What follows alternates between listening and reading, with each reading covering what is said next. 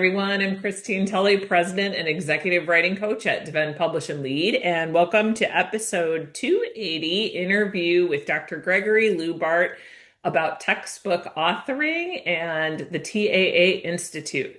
So, welcome, Gregory. I appreciate you coming to chat with us today. And we are going to talk a little bit about textbooks because you've been in the textbook game for a long time. So I was wondering if we could start out with you telling me about how you got into textbook authoring in the first place and maybe some changes you've noticed since you've been in it for a long time. Yeah, hey, thanks a lot, Christine. It's really my pleasure to be here. So I'm a veterinarian and I'm board certified in zoological medicine, which just means I'm a specialist in almost anything that's not domestic. Although my real focus is with aquatic and cold-blooded animals. So everything from invertebrates to reptiles. I don't do a lot of bird and mammal work. And my first job right out of veterinary school in 1988 was working in the ornamental fish industry as a corporate veterinarian. I was sort of the herd health vet for this company that imported and sold tropical fish. So I had, at the time, there weren't many people who did what I did. In fact, I was probably the only one in the country employed full time to do pet fish.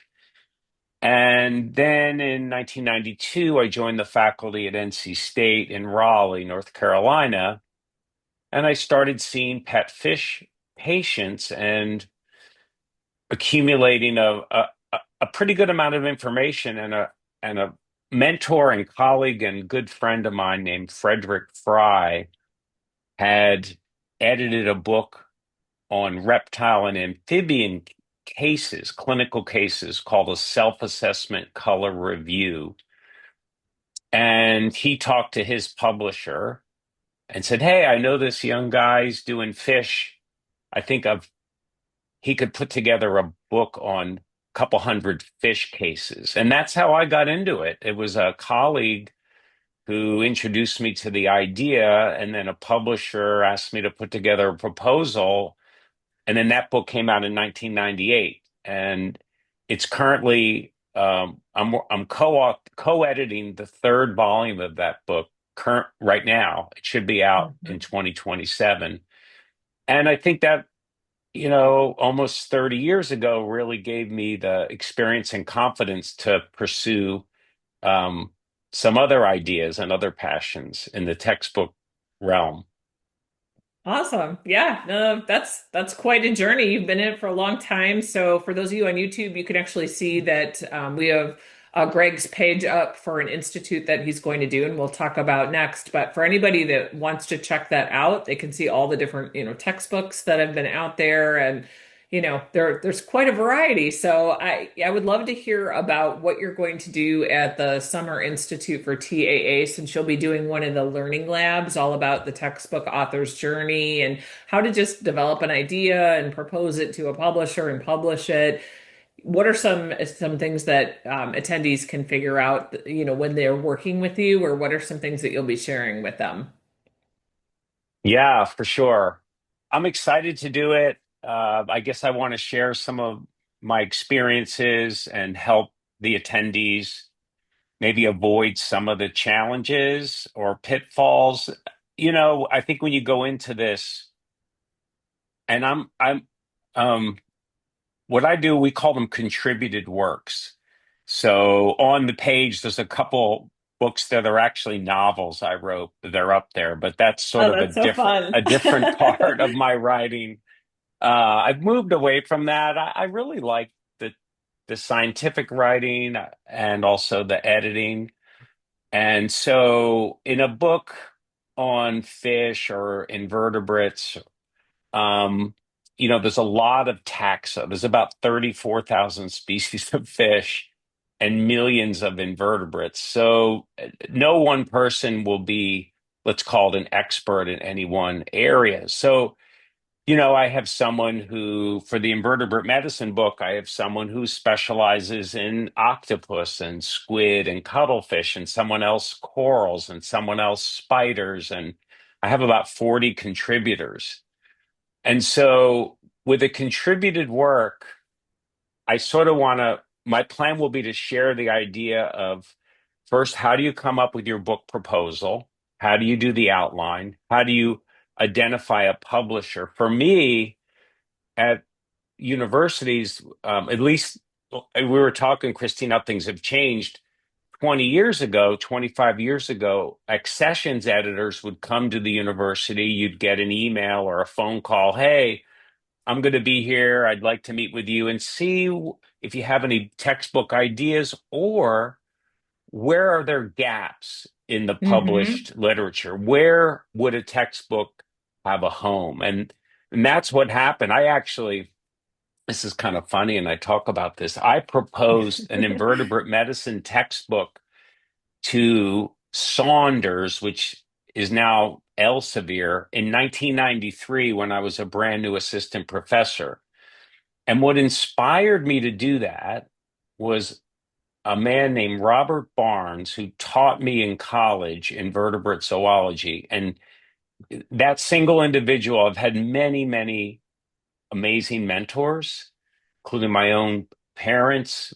But this guy, Robert Barnes, changed my life. And a part of it, at least, was he wrote the definitive book on invertebrate zoology. And we used it in the class and the lab. And I saw what an impact it made on learning and teaching. And then 12 years later, when I'm a young assistant professor, I thought, hey, I'm going to be like Dr. Barnes and do a book, but with the medicine angle. And fortunately, the market wasn't right. The publisher politely declined, and I needed to get on with tenure and doing some scholarly work. But Yeah, about yeah. Yeah, but about 10 years later, 9 years later, a publisher was looking for ideas. I said, well, I've got this idea about this invertebrate book. And they said, tell me more. And I told them more. And then now we're on actually, I just signed a contract for a fourth edition. So that's my goal will be Congratulations. thank you. So my goal at the workshop will be kind of A to Z. How do you get the idea? Or should you look around in your discipline and see where there are are gaps or things are missing and then put together a proposal, contact a publisher? I also have found a lot of my younger colleagues will approach me with their idea or a contract or a proposal to tweak or read, and I hope to bring all that into the workshop as well. No, I think that that's great that you're bringing that in and that you can talk with these younger authors about what you're doing. It sounds like a really great mentoring connection. So this is wonderful. Thanks for sharing. And Oh yeah. I will share a lot of the TAA Institute information with everybody that's listening today. There's a link in our show notes. There's also a discount code, which is great. But I thought I might close us out today with just a quick question because I know, Greg, that you've been involved with Textbook and Academic Authors Association for a very long time. And this is an organization that we're growing every year. There's more, definitely more members that are coming and people are becoming aware of it. But I was wondering if you could just share some of the things that you think are of value in joining the organization or some of your favorite things about it.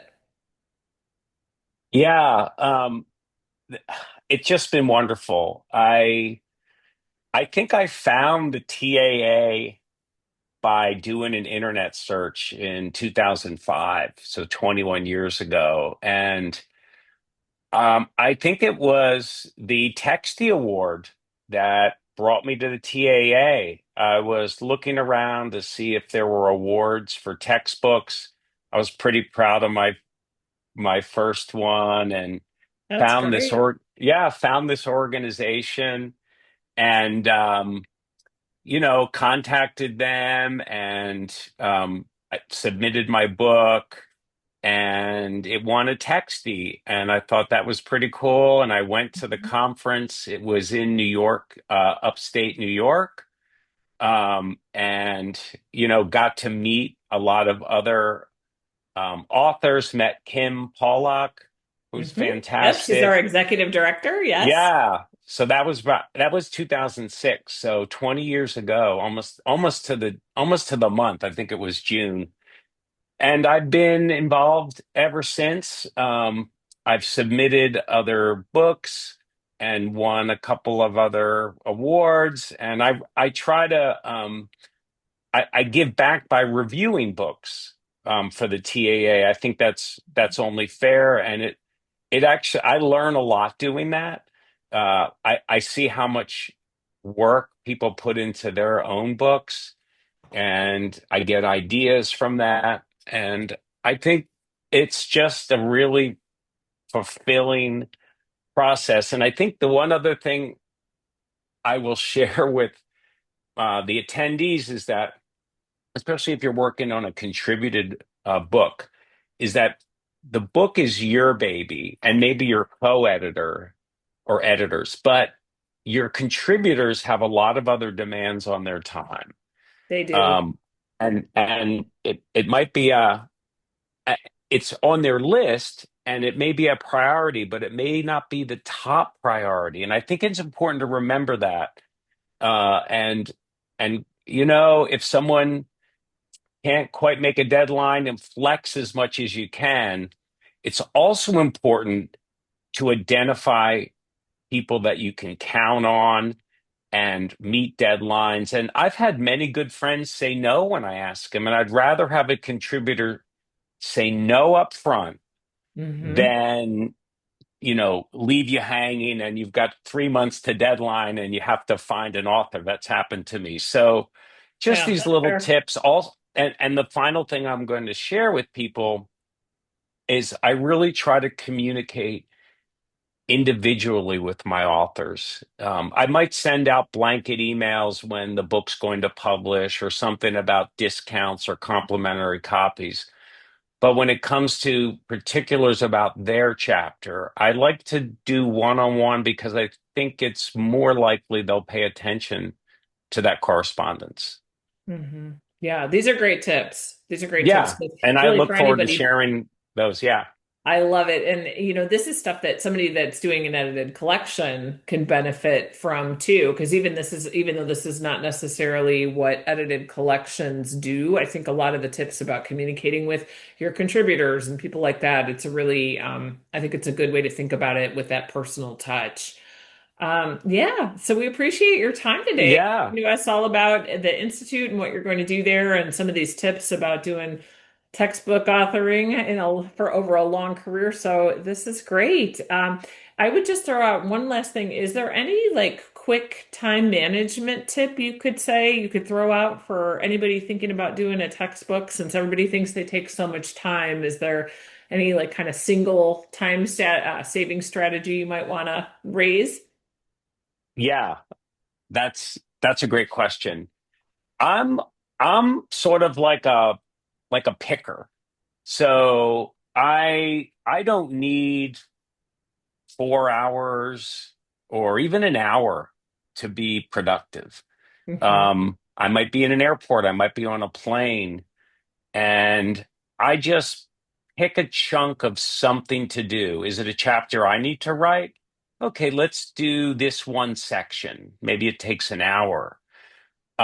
Is there a chapter that's come in and I need to edit it? Then let's pick a time and do that. So it's it's I'm a marathon runner too, and what I've learned about running marathons is, of course, the race itself is long and largely not fun, but it's the work that goes into that, and it's a little bit each day or every other day, and at the end of 4 months, if you follow your plan, you're ready to go and you'll have a good race. And I think with editing a book like this, you're not going to do it all in a month or maybe 3 months or 6 months, but just chipping away, doing something, even if it's addressing some emails. And it's, when a lot of us have other academic duties, probably most of us. So it's kind of like the dessert for me. Maybe I'll do it at the end of the day, or like I said, when I'm traveling, and just chipping away. And I will tell you that once you've done like a first edition and you're going to do a second edition, wow, it's for me, it's so much easier because you just understand where you can save time and energy. Hmm. Yeah, no, this is a great tip to end on, and we really appreciate your time talking with us today. Yeah, thanks for having me, and I'm looking forward to the workshop next month.